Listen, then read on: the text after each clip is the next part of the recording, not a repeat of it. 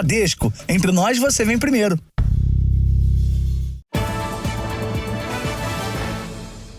Boa noite. Boa noite.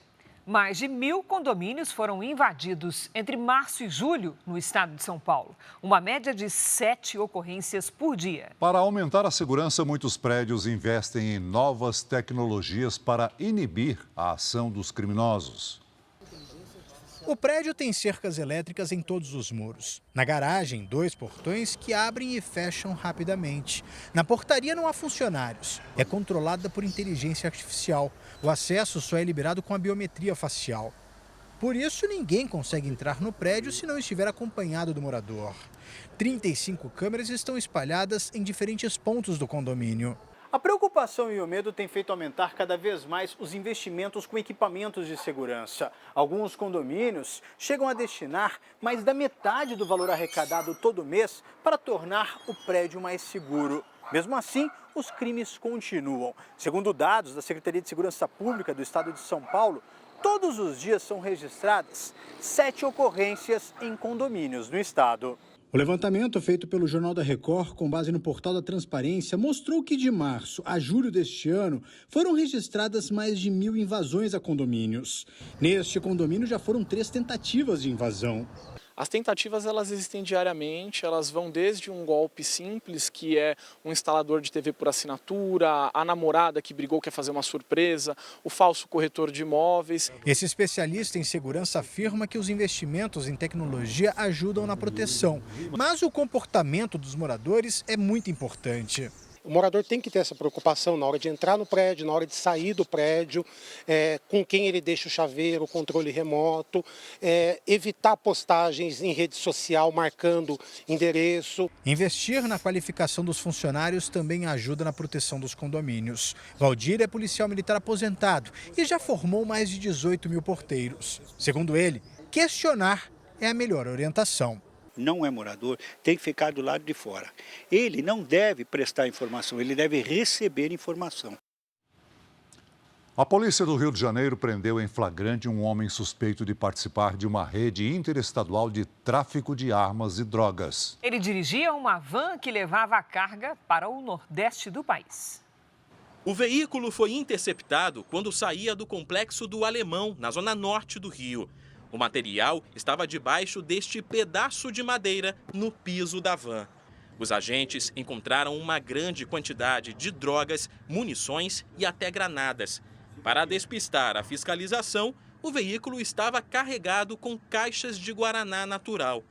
O motorista, identificado como Josemar do Nascimento Silva, foi preso em flagrante.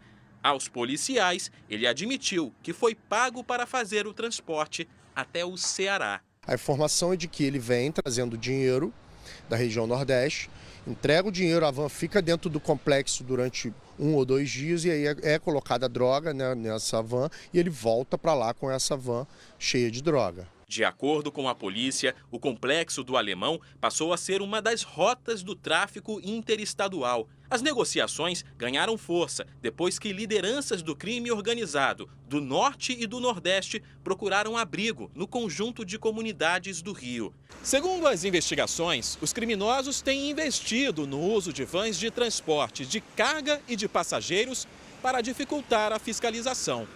Agentes da Polícia Rodoviária Federal chegaram a montar um cerco nas rodovias que seriam usadas como rotas pelos traficantes.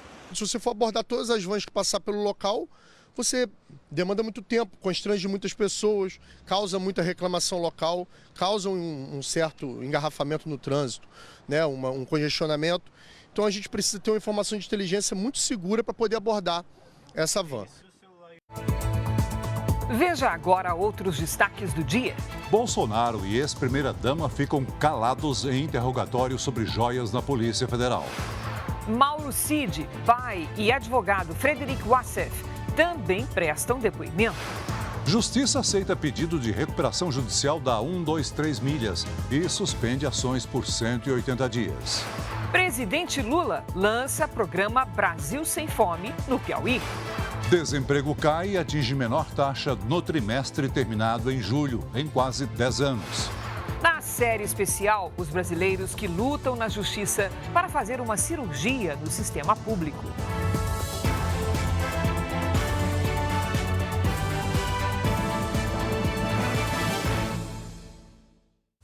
Oferecimento Consórcio Bradesco. Conquiste sua casa nova sem juros e sem entrada.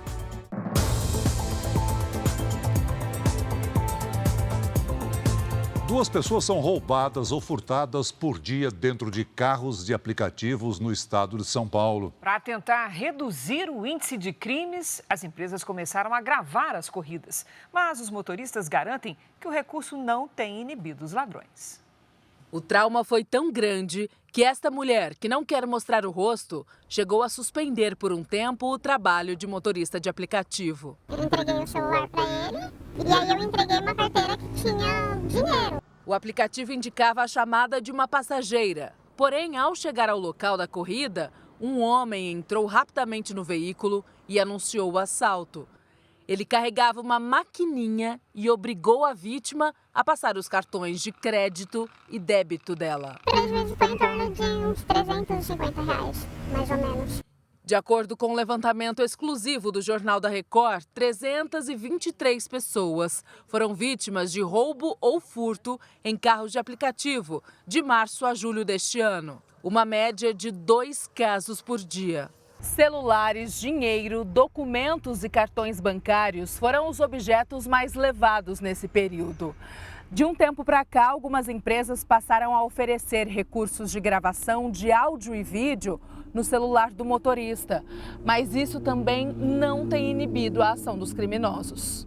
O representante da Associação de Motoristas de Aplicativos de São Paulo acredita que as empresas deveriam dar maior suporte para a segurança dos profissionais. Os motoristas de aplicativos estão abandonados tanto pelo poder público quanto pelas empresas. A selfie do passageiro, que é algo que nós solicitamos desde 2016 para as empresas, é algo que acabaria com esse tipo de prática dentro dos veículos. Para o passageiro, a recomendação é sempre checar a placa do veículo e se o motorista é o mesmo da foto apresentada quando a corrida foi chamada.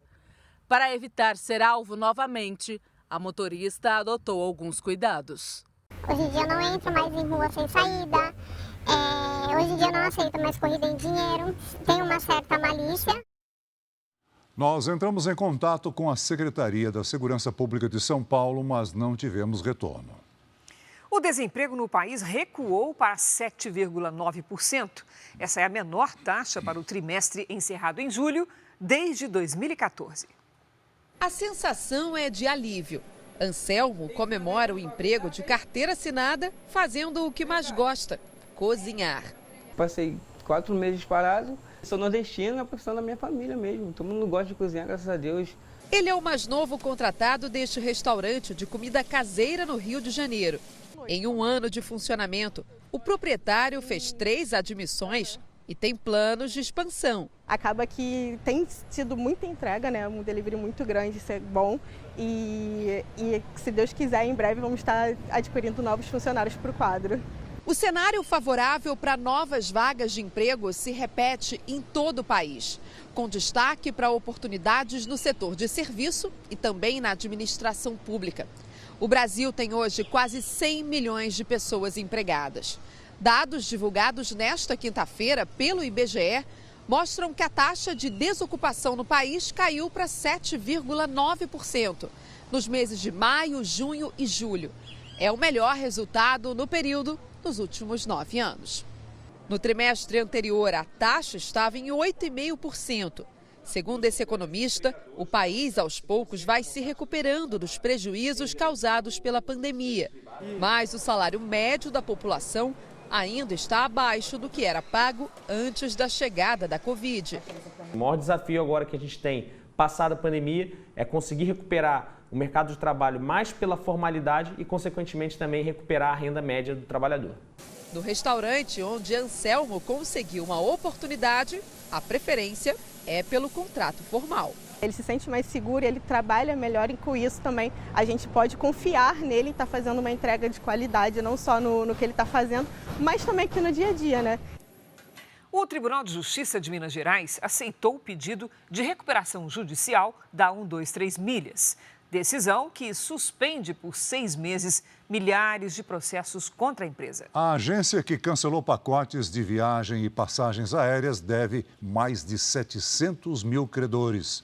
O valor total da dívida passa de 2 bilhões de reais.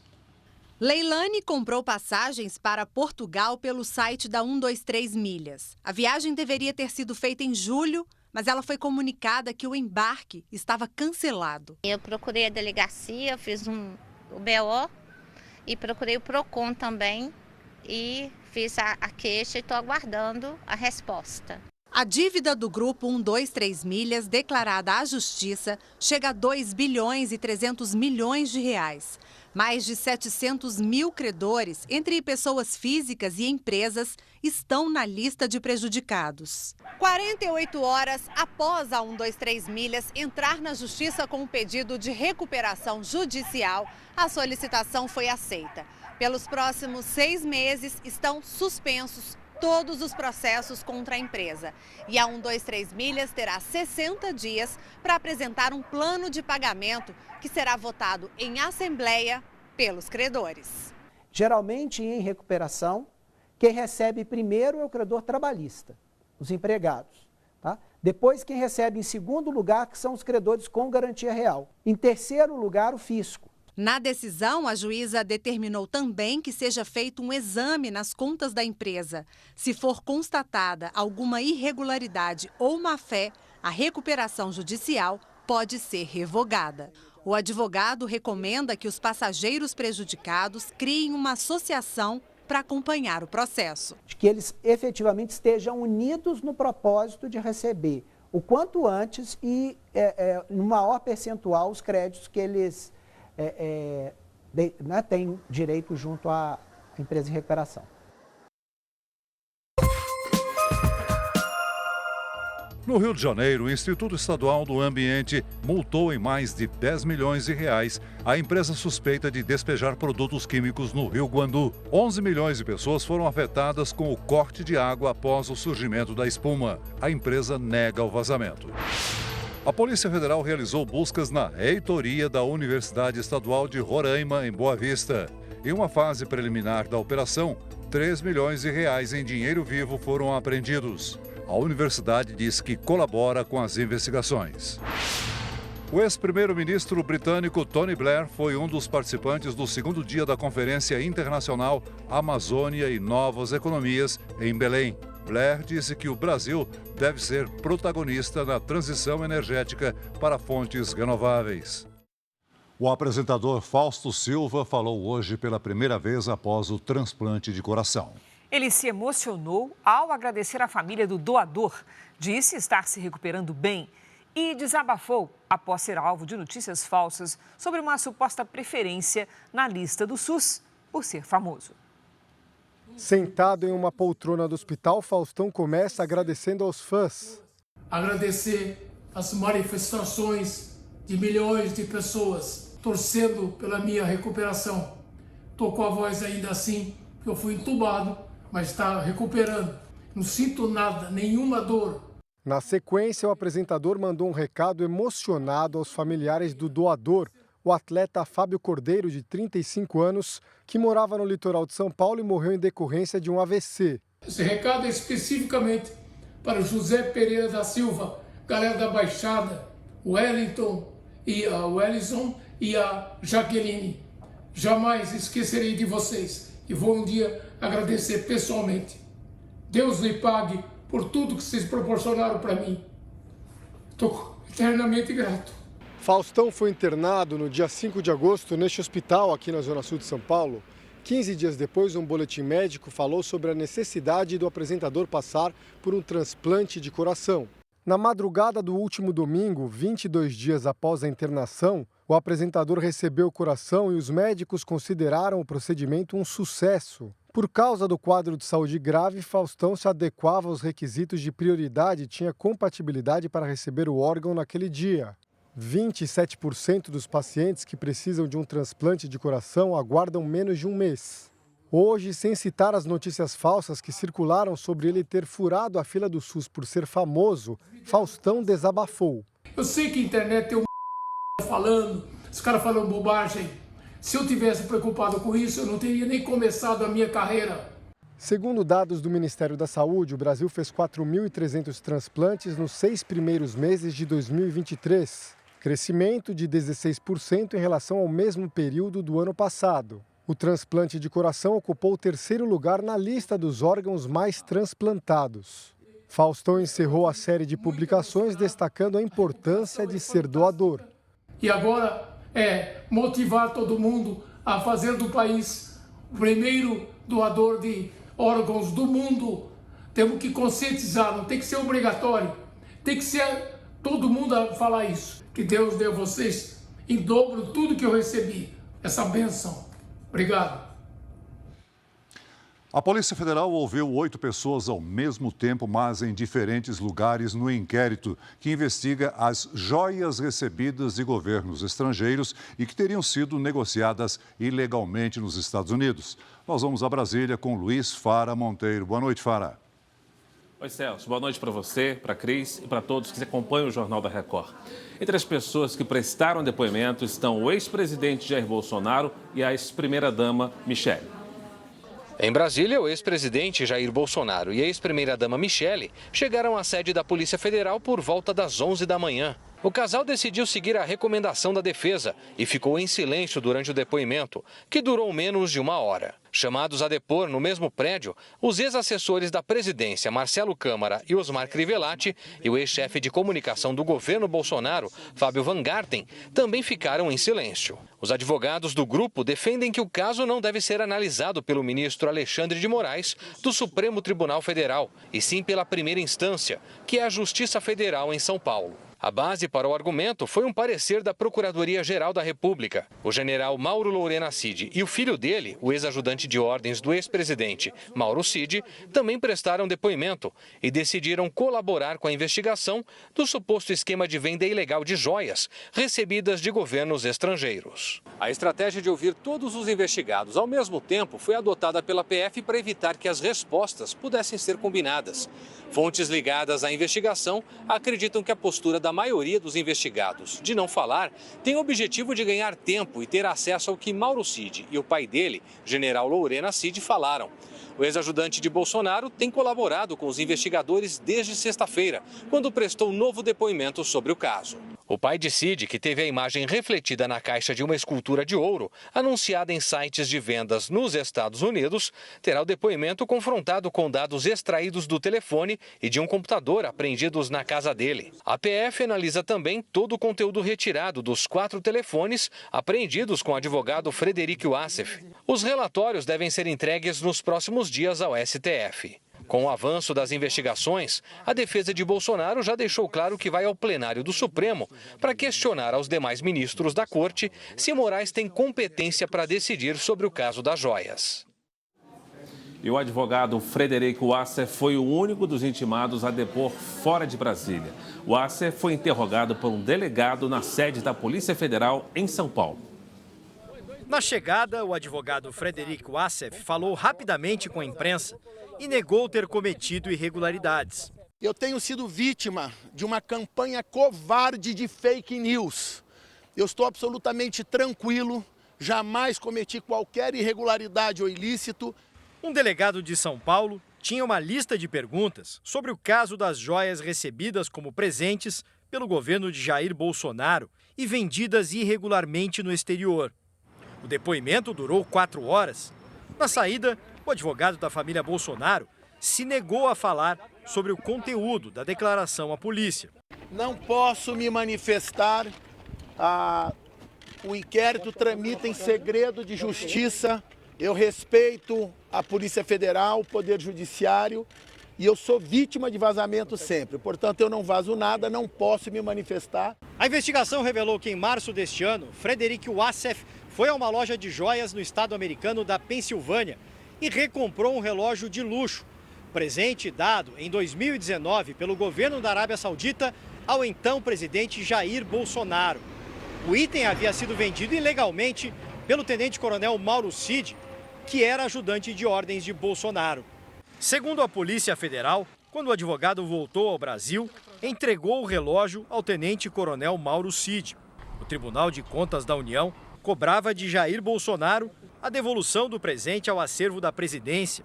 Depois que a Polícia Federal achou o recibo no valor de $49 mil, equivalente a R$242 mil, em nome de Frederic Wassef, o advogado admitiu a compra e disse que agiu por iniciativa própria. Para a polícia, ele participou de um esquema criminoso, o que o advogado nega. Eu nunca, em 4 anos que eu estou dentro do Palácio do Planalto, ao lado do presidente Bolsonaro, eu nunca ouvi falar de recebimento de presentes de qualquer espécie, nenhum que seja. Eu volto daqui a pouco, direto de Brasília, com outras informações para o JR. Cris e Celso. Ok, Fara, até já. O Supremo Tribunal Federal deu continuidade ao julgamento sobre a demarcação de terras indígenas, o chamado marco temporal.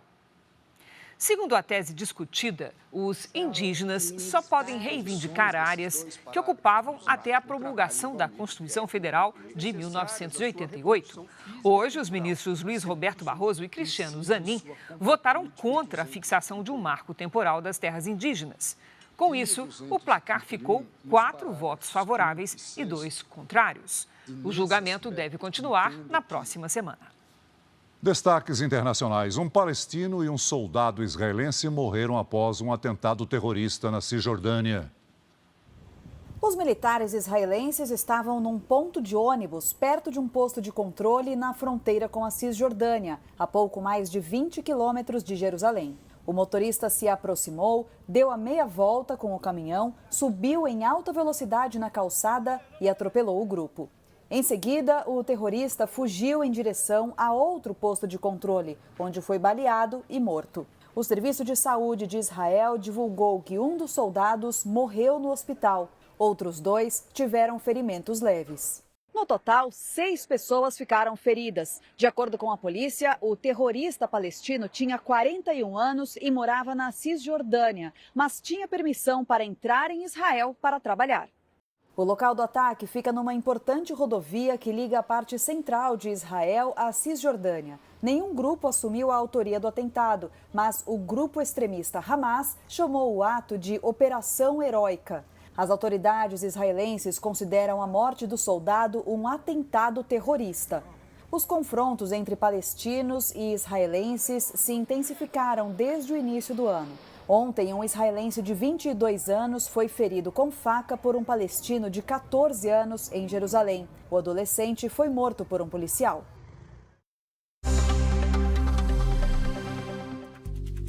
Nos Estados Unidos, o líder do Partido Republicano no Senado, Mitch McConnell, ficou paralisado por cerca de 30 segundos durante uma entrevista coletiva. Em julho, ele passou pelo mesmo tipo de situação.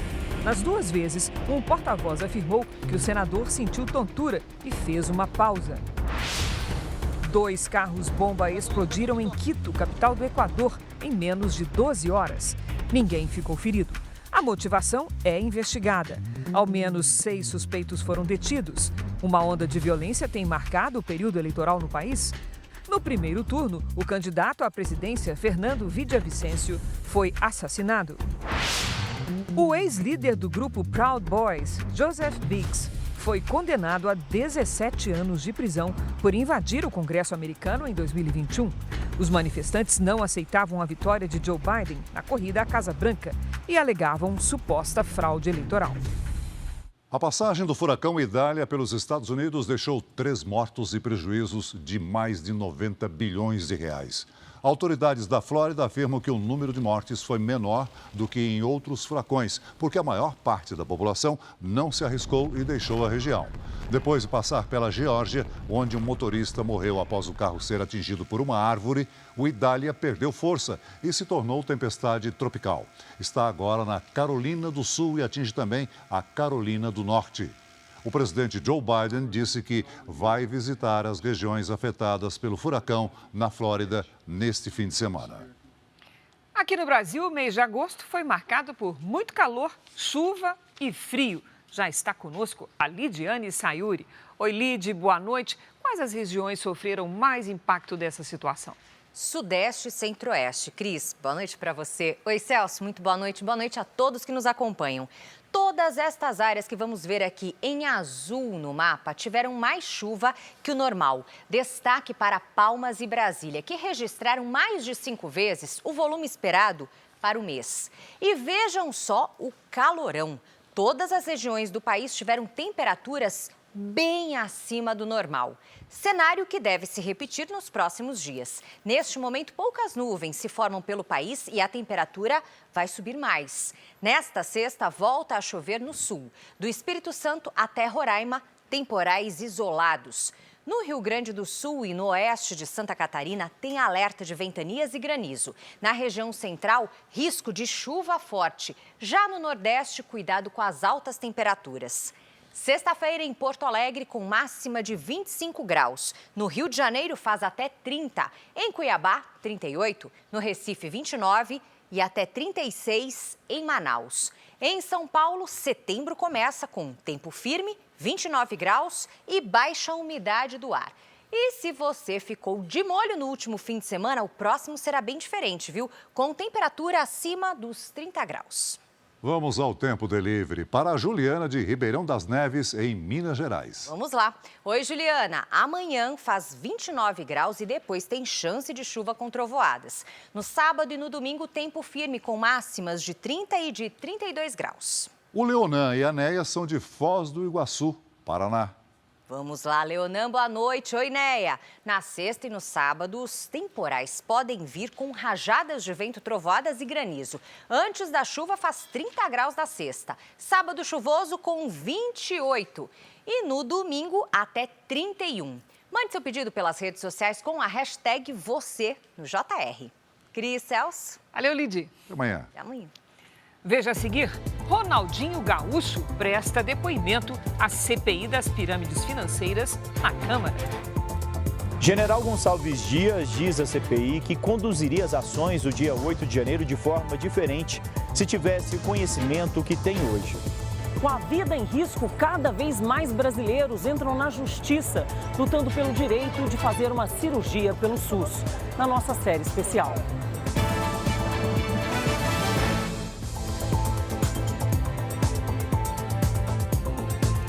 O Brasil deixou de arrecadar mais de 8 bilhões de reais em impostos no ano passado por causa de cigarros falsificados. Um levantamento feito com base nas apreensões da Receita Federal mostra que o Nordeste já é a região que mais consome este tipo de produto. O alerta é do Fórum Nacional contra a Pirataria. Os contrabandistas de cigarros têm usado novas rotas para que o produto chegue ao Brasil. As mais conhecidas eram pelo Paraguai, via Lago de Itaipu, e pela fronteira terrestre em Mato Grosso do Sul. Segundo o Fórum, agora os carregamentos ilegais entram pela fronteira do Suriname. Dali, em pequenos barcos, os cigarros são levados para os estados das regiões Norte e Nordeste. Então o produto não precisa mais sair do Paraguai e atravessar todo o território brasileiro para chegar no Nordeste.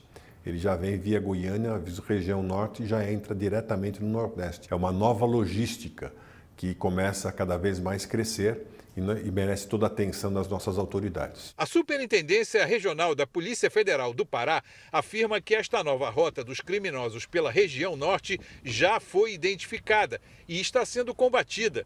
Mas nem sempre é fácil. A gente tem trabalhado incansavelmente, fazendo uma fiscalização ostensiva, né, para que esse tipo de crime seja combatido de forma mais efetiva. Um levantamento feito pelo Fórum identificou que o Nordeste já representa 46% do mercado ilegal de cigarros, mais do que as regiões Centro-Oeste e Sudeste. Em todo o país, a movimentação dos cigarros contrabandeados chegou a pouco mais de 10 bilhões de reais. 8 bilhões e 300 milhões de reais deixaram de ser arrecadados em impostos. Nós temos verificado por parte da Marinha, da Polícia Federal, da Receita Federal, a estruturação de ações conjuntas, que é o que nós sempre defendemos. Combater a oferta é repressão. Repressão de forma articulada, integrada e coordenada das forças policiais, para evitar que o produto chegue no mercado. Segundo a Receita Federal, 41% dos cigarros consumidos no Brasil no ano passado eram ilegais. Na região sudeste, São Paulo é o estado com o maior número de apreensões deste tipo de produto. Nós estamos num galpão da Receita Federal no interior de São Paulo. A gente não pode dizer o local por uma questão de segurança, mas é para cá que vem 90% dos cigarros contrabandeados e falsificados apreendidos em todo o estado. Só este ano, até agosto, foram 18 milhões de maços, o que corresponde a 68 milhões de reais em impostos que deixaram de ser arrecadados. Recentemente, a Receita também apreendeu esta máquina numa fábrica clandestina de cigarros, onde, por incrível que pareça, os cigarros contrabandeados eram falsificados. Depois de apreendidos, todos os cigarros ilegais são destruídos. Pelo menos o que sobra tem um destino legal. Um pouquinho mais de 50%, ele vai para reciclagem, que é papel, filtro e plástico. E o fumo está sendo destinado para uma universidade, que ela transforma em adubo orgânico. Esse adubo é destinado à população que usa na região. O Palácio do Planalto informou que o presidente Lula vai ser operado do quadril no fim de setembro e a recuperação da cirurgia deve levar cerca de 20 dias. Então vamos voltar a Brasília com Luiz Fara Monteiro. Oi, Fara. A proposta de orçamento para 2024 já chegou no Congresso, é isso mesmo? É verdade, Cris, exatamente isso. E esse texto prevê déficit zero e também um aumento de R$ 101 no salário mínimo. O orçamento é um planejamento de todas as despesas e as arrecadações que o governo espera ter ano que vem. Cabe ao Congresso analisar e aprovar os gastos. Em 2024, o governo terá que arrecadar 168 bilhões de reais a mais para que as contas saiam do vermelho e atinjam o chamado déficit zero. Pelo texto, o salário mínimo do ano que vem será de R$ 1.421. Estamos diante de um orçamento muito equilibrado, com todas as despesas contratadas, com todas as receitas muito bem delineadas, naquilo que a Receita normalmente faz, que é ser muito conservadora com os números. Então, diante disso, estamos entregando ao país um orçamento com o objetivo de alcançar, e com a certeza de que conseguiremos, apesar das dificuldades, alcançar a meta zero no ano que vem. Já o arcabouço fiscal, que substitui o teto de gastos, foi sancionado. O presidente Lula vetou 2 trechos referentes à lei de responsabilidade fiscal, deixando as regras mais brandas. Com as pautas orçamentárias caminhando, agora falta ao presidente Lula anunciar como será a reforma ministerial tão aguardada pelos partidos de centro. Mas, por enquanto, a única decisão tomada por aqui é que Lula fará a cirurgia no quadril dia 29 de setembro. O presidente vem sentindo fortes dores desde a campanha presidencial. A cirurgia deve acontecer em Brasília, mas o médico do presidente, Roberto Calil, ainda espera convencê-lo a fazer o procedimento em São Paulo. Lula tem artrose na cabeça do fêmur, que é um desgaste na cartilagem que causa dor. Uma prótese será colocada para substituir a articulação desgastada. O tempo de recuperação é de até 6 semanas. Neste período, Lula vai despachar no Palácio da Alvorada. O presidente Lula está no Nordeste. No Piauí, Lula lançou o novo PAC do Estado e o programa que é uma das prioridades do governo, o Brasil Sem Fome. O primeiro compromisso do presidente foi o lançamento do novo PAC. Vários ministros acompanharam o presidente, entre eles o Wellington Dias, do Desenvolvimento Social. O programa prevê investimentos de mais de 40 bilhões de reais no Estado. Estão previstas 96 obras, com prioridade para rodovias, barragens, adutoras, unidades básicas de saúde e moradias do Minha Casa Minha Vida. No discurso, Lula ressaltou o papel do Estado na retomada dos investimentos do país. O que nós estamos fazendo aqui é provar que o Estado brasileiro, no nosso governo, vai ser indutor do desenvolvimento. É por isso que a gente quer saber em cada região o que é necessário.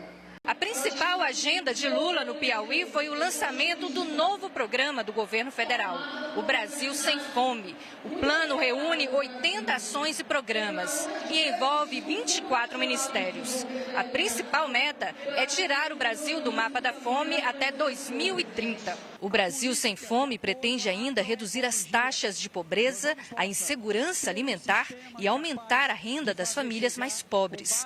O presidente Lula lembrou da infância difícil que teve e da dificuldade que muitas famílias enfrentam para colocar comida na mesa. A questão da fome é uma coisa que mexe muito comigo, porque a fome, ela não é vista pelos outros.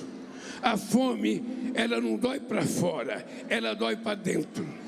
E todo mundo sabe o que é o sofrimento de uma mãe colocar uma criança para dormir, sabendo que a criança está com fome, e essa criança acorda muitas vezes, não tem um pedaço de pão ou um copo de café com leite para tomar. O general que comandava o Gabinete de Segurança Institucional no dia dos ataques às sedes dos três poderes disse hoje à CPI do 8 de janeiro que teria sido o mais duro na repressão se tivesse, na época, o conhecimento de hoje. O depoimento do ex-ministro do Gabinete de Segurança Institucional do presidente Lula, general Gonçalves Dias, era um desejo antigo da oposição. O militar, que era responsável pela segurança do Palácio do Planalto em 8 de janeiro, assumiu que conduziria de maneira diferente a ação para conter os ataques, se soubesse na época a sequência de fatos e tivesse conhecimento da ineficiência dos agentes. Tendo conhecimento agora da sequência dos fatos que nos levaram até aquelas agressões de vândalos e também da ineficiência dos agentes que atuavam na execução do Plano Escudo, aprovado com a coordenação de diversos órgãos civis, militares e de segurança pública. Seria mais duro do que fui na repressão. Faria diferente, embora tenha plena certeza de que envidei todos os esforços e ações que estavam ao meu alcance para mitigar danos, o mais importante, preservar as vidas de cidadãs e cidadãos brasileiros sem derramamento de uma gota de sangue, sem nenhuma morte. Aqui no Senado, o general Gonçalves Dias repetiu que não recebeu informações de inteligência sobre os riscos de ataques e invasões a prédios públicos antes do dia 8 de janeiro. Mas, em depoimento anterior, o ex-diretor adjunto da Agência Brasileira de Inteligência, a ABIN, Saulo Cunha, afirmou que repassou diretamente os alertas a Gonçalves Dias. Mensagens entre os dois revelam que o general pediu que fosse retirado o nome dele de um relatório com uma lista de autoridades que foram alertadas sobre os riscos de ataques. O Jornal da Record teve acesso à conversa do dia 17 de janeiro. Gonçalves Dias pergunta: "Pode tirar o meu nome?" Saulo responde: "Claro, o senhor não era parte da operação." Gonçalves Dias então determina: "Me mande outra lacrada." Não mandei ninguém adulterar nada. Trocava mensagens esporádicas com o senhor Saulo. Usava o aplicativo WhatsApp do meu telefone pessoal. Em minha avaliação, essa troca de mensagem por um aplicativo aberto e por celulares pessoais não corresponde à forma de comunicação correta e institucional para a transmissão de informações sensíveis sobre a segurança nacional de suas instituições e governantes. Gonçalves Dias foi demitido do comando do GSI em abril, após a divulgação de imagens que mostram o então ministro circulando e conversando com manifestantes sem efetuar prisões. Não se trata aqui de falar do general G. Dias ou do coronel da PM que esteve aqui na terça-feira. O fato é que todas as forças de segurança falharam e falharam fragorosamente. Isso é um assunto que precisa ser objeto de reflexão por parte do governo brasileiro. Ronaldinho Gaúcho prestou depoimento hoje à CPI das pirâmides financeiras na Câmara dos Deputados. O ex-jogador negou que seja sócio de uma empresa acusada de fraudes. Depois de não comparecer em 2 oportunidades, Ronaldinho Gaúcho foi hoje a Brasília. Explicações mais elaboradas foram prestadas apenas nas considerações iniciais, quando negou qualquer envolvimento com a empresa 18K Ronaldinho e se disse vítima dos verdadeiros donos da empresa. Depois ficou em silêncio a maior parte do tempo. A 18K Ronaldinho é acusada de causar prejuízos milionários para clientes que investiram em criptomoedas. A promessa era de lucro de 2% ao dia, mas a suspeita é de esquema de pirâmide. Em 2020, o ex-atleta se tornou réu em uma ação coletiva que pede indenização de 300 milhões de reais. Eu jamais participei da empresa 18K Ronaldinho Comércio e Participações LTDA. Eu jamais autorizei a utilização do nome e imagem por tal empresa. O meu irmão ficou sabendo que tal empresa estaria trabalhando com a compra e venda de moedas digitais, bitcoins. Portanto, jamais foi contratada qualquer prestação de serviço com a empresa 18K Comércio e Participações LTDA. Na semana passada, o irmão de Ronaldinho, Roberto Assis, que é o empresário do ex-jogador, também prestou depoimento à CPI. Assim como o ex-atleta, negou qualquer participação na empresa e disse não ter processado os proprietários, mesmo com o uso indevido da imagem de Ronaldinho. Essas foram as principais notícias aqui de Brasília. E para saber outras informações, acesse r7.com. Cris e Celso. Obrigado, Fara. Agora uma correção sobre o julgamento no Supremo Tribunal Federal. Os ministros Luiz Roberto Barroso e Cristiano Zanin votaram contra a fixação de um marco temporal das terras indígenas. O placar, neste momento, está em 4 votos contra o marco temporal e 2 votos a favor. A tese do marco temporal estabelece que só pode haver demarcação de terras para comunidades indígenas que ocupavam a área no dia da promulgação da Constituição, ou seja, 5 de outubro de 1988. Veja a seguir: incêndio em prédio na África do Sul mata mais de 70 pessoas. Prejuízo no trabalho, excesso de dores. O preço que a Vanessa tem pago todos os dias enquanto espera uma cirurgia bariátrica pelo SUS. No próximo bloco.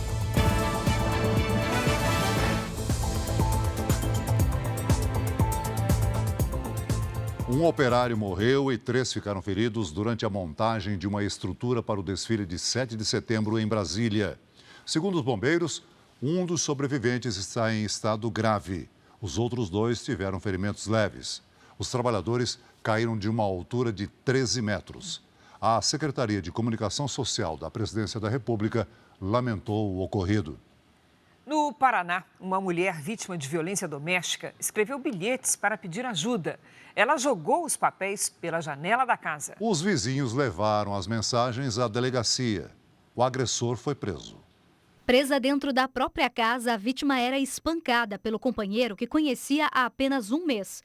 Para não chamar a atenção do agressor, ela escreveu bilhetes com pedidos de ajuda e jogou no terreno ao lado. Os vizinhos levaram os bilhetes à delegacia, 4 folhas ao todo, com os relatos de desespero da vítima, que conseguiu atirar os bilhetes pela janela dos fundos. Em uma das mensagens, ela dizia: "Oi, vizinhos, me dê um sinal, colocando um pano ou tapete no muro. Só estou pedindo porque ele disse que ia matar meu irmão.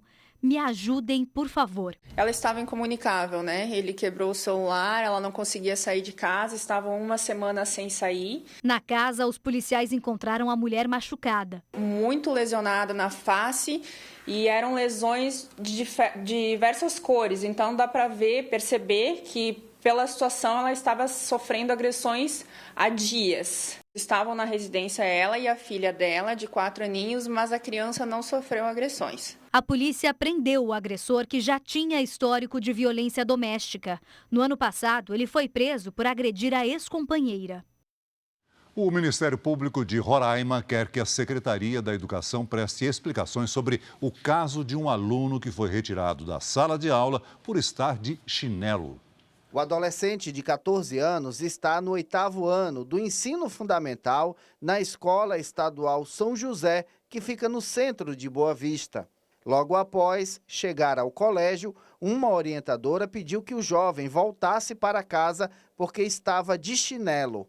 A mãe, que está desempregada e prefere não mostrar o rosto, afirma que o par de tênis dele tinha rasgado. Estava aparecendo o dedinho dele.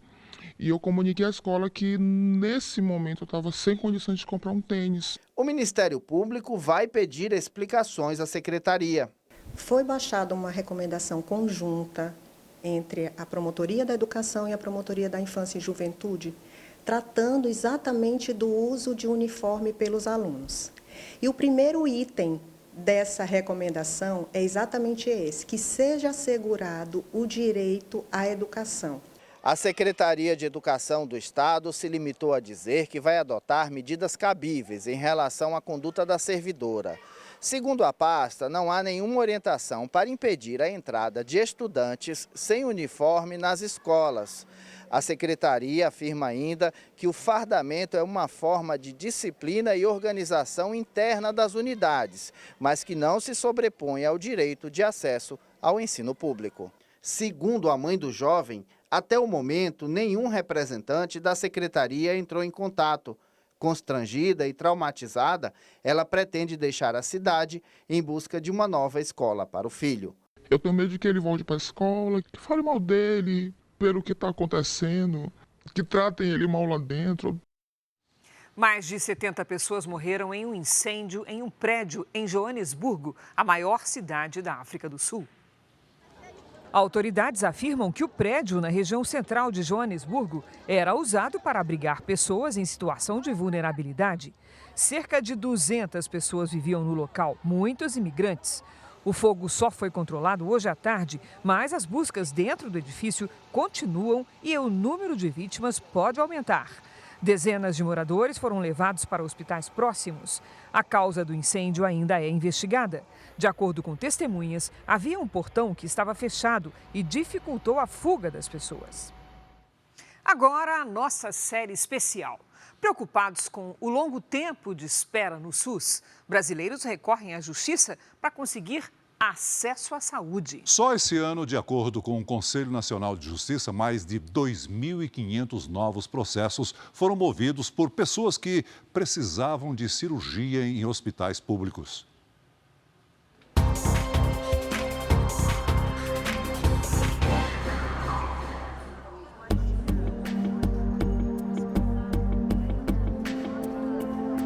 O tumulto que vemos nas portas de hospitais públicos e as filas invisíveis de quem espera em casa por uma cirurgia no SUS aumentam outro tipo de demanda, a dos tribunais.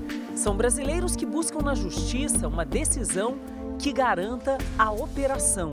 São pacientes já impacientes com a demora prolongada e com a saúde em risco. Em 2013 eu tenho um laudo pedindo para passar no cirurgião já com prioridade alta. Eu nem passei no cirurgião. Há 10 anos, a Vanessa busca uma cirurgia bariátrica no SUS por conta das complicações do excesso de peso. O que mais me incomoda de tudo é sentir dor, porque eu tenho dor da hora que eu acordo até a hora de eu dormir. Meu maior peso foi 142 quilos. No Brasil, a cirurgia bariátrica é indicada para aqueles pacientes que possuem o chamado IMC, Índice de Massa Corporal, acima de 40. No caso da Vanessa, esse índice já chegou a 48 e as complicações de saúde são muitas. Um laudo da Secretaria de Saúde de Itu, no interior de São Paulo, aponta que a paciente tem indicação e muito se beneficiaria da perda de peso com a cirurgia bariátrica. Em seguida, o médico pede prioridade no caso. Mas a espera se arrasta ano após ano e a saúde dá sinais de alerta. A gordura que era pouquinha no fígado já está mais, né? Eu já estou pré-diabética, eu não tinha problema nenhum de diabetes. Eu tenho arritmia cardíaca. A obesidade é uma doença crônica e que traz consigo um conjunto de doenças crônicas da síndrome metabólica, principalmente. Aumenta a chance de, enquanto você mantiver o peso alto, de você ter descompensação do diabetes ou evoluir com algum problema cardiovascular. Exausta e com medo de tanto esperar, esse mês a Vanessa resolveu recorrer à justiça para fazer a bariátrica. Eu acho que o que eu estou fazendo é até um alerta, porque as pessoas têm que buscar os seus direitos. Nós temos hoje 3 a 4% da população brasileira seriam elegíveis à cirurgia bariátrica. Quanto mais tempo a minha memória genética se acostuma com a obesidade, mais difícil é o tratamento. Esse advogado explica quais os direitos dos pacientes no processo judicial. É possível ainda que o paciente entre com uma ação judicial para conseguir a liberação da sua cirurgia, juntamente com o pedido de indenização, porque aquele agravamento de doença só foi ocorrido em razão da inércia e da falha do Estado. Em média, o tempo para o julgamento é de 260 dias. Existem falhas na estrutura do Sistema Único de Saúde. Então, a judicialização surge também para corrigir isso. O principal encaminhamento que o Conselho Nacional de Justiça tem feito é no sentido de transformar esses processos individuais, de cada cidadão que judicializou, em um processo coletivo, um processo estrutural, que tenha por finalidade exatamente solucionar o problema da fila e não criar uma fila paralela. No Rio Grande do Sul, um casal só conseguiu a resposta para a cirurgia da filha depois de entrar com uma ação na justiça. Até 1 ano ela precisaria ser operada, né? E a gente é obrigado a se mexer, para resolver a situação. Essa família de Novo Hamburgo, na região metropolitana de Porto Alegre, vive um drama desde o ano passado, quando Eloá nasceu. A bebê sofre com uma deformidade grave que comprime o cérebro. A doença, chamada crâniosinostose, pode comprometer a fala e os movimentos. Pra gente foi um susto. Meu Deus, a minha filha brinca. Ela entra dentro do fogão, ela vira as coisas, os armários. E de uma hora para outra da filha não fazer mais isso. A luta com o SUS começou já no primeiro mês de vida, antes da descoberta da doença, quando os pais da menina tentaram, sem sucesso, marcar uma consulta com um neurologista para fazer o diagnóstico. Então a gente correu e marcou particular essa consulta e para levar esse resultado dos exames dela, né? E ele falou assim, olha, a filha de vocês não vai escapar de fazer cirurgia. A família recorreu à justiça e nos tribunais ganhou a ação e a cirurgia. E, nossa, muito feliz, né? Porque é aquela luzinha que acendeu lá no fundo, sabe? Quando tu tá assim, meio que no escuro, perdido, assim, daqui a pouquinho alguém te liga uma lâmpada, assim, não, é por aqui que nós vamos. Então, sabe? Foi uma alegria muito grande, assim, de saber que era tudo certo. A Secretaria de Saúde do Rio Grande do Sul disse em nota que existem limitações de vagas em hospitais com condições de fazer a cirurgia, mas ressaltou que as ordens judiciais devem ser cumpridas. A operação da Eloá já tem data, 11 de setembro, dia que também marca um recomeço cheio de esperança. A minha filha é uma vencedora. Várias mães compartilham a vitória dessa cirurgia. E eu creio que vai ser mais uma vitória para nós. Vai sim.